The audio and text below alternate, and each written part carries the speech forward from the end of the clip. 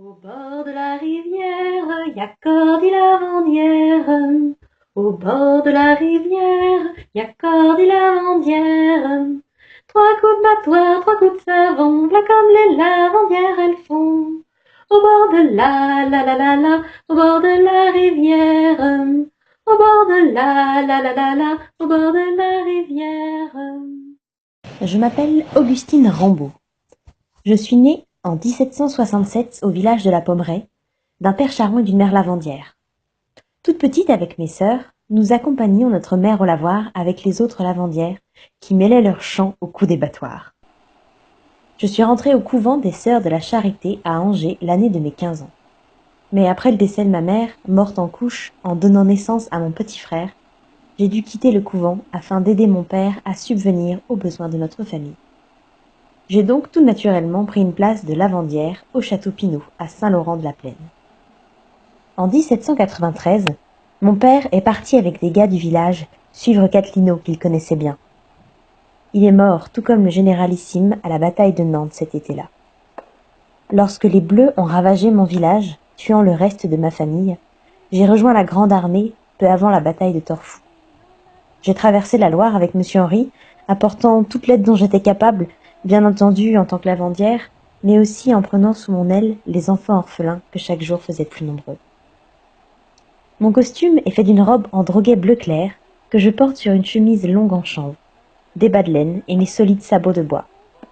Je porte toujours sur ma robe un grand tablier en lin. Ma coiffe me permet d'enserrer mes cheveux. Pour les temps de pluie et de froid, je mets un manteau court de caddie, du gros drap auquel tient un capuchon. Nous allions laver hiver comme été, sauf pendant la semaine sainte, parce que cela aurait signifié lessiver un linceul. C'est-à-dire que cela aurait entraîné la mort d'un membre de la famille à qui appartenait le linge. Comme les 5 doigts de la main, nous avions 5 besognes pour laver le linge. L'essangeage, le coulage, le battage, le frottage et le rinçage. D'abord, dans la cour de la maison, pour essanger ou décrasser, nous trempions le linge et le mettions dans un cuvier d'eau chaude pour le coulage.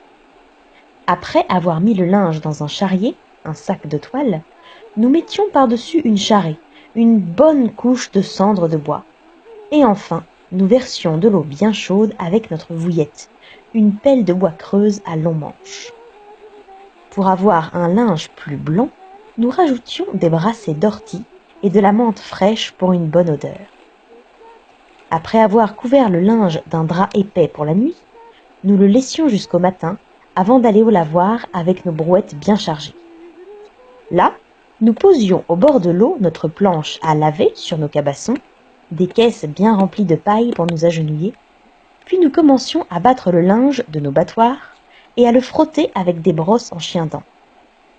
Enfin, nous trempions le linge et l'agitions plusieurs fois dans l'eau pour le rincer, avant de le tordre pour l'essorer et le faire sécher bien étendu sur l'herbe et blanchi à la lumière du soleil.